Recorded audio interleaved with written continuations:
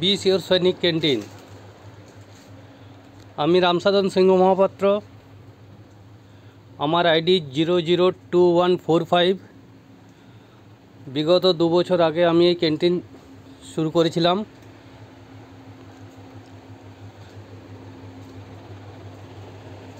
আমার লোকেশন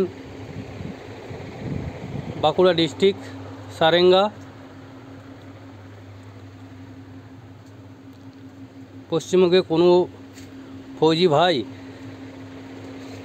যদি এই ক্যান্টিন চালাতে ইচ্ছুক, আপনারা বি শিওর সৈনিক ক্যান্টিন ইউটিউব থেকে আপনারা সব ডিটেলস পেয়ে যাবেন। ওখানেও বি শিওর সৈনিক ক্যান্টিনের নম্বর সব দেওয়া থাকে, আপনারা ওনাদের সাথে কন্ট্যাক্ট করতে পারেন। খুব ভালো একটা সংস্থা। আপনারা পেনশন আসার পর কোনো যদি কোথাও জব না করতে পারেন তো এটা করে আপনারা ঠিক মতো আপনার ব্যবসা চালাতে পারবেন।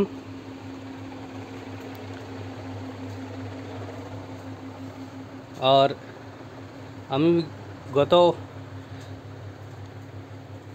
10 দিন আগে আমি সামানের জিনিসের জন্য বুক করেছিলাম।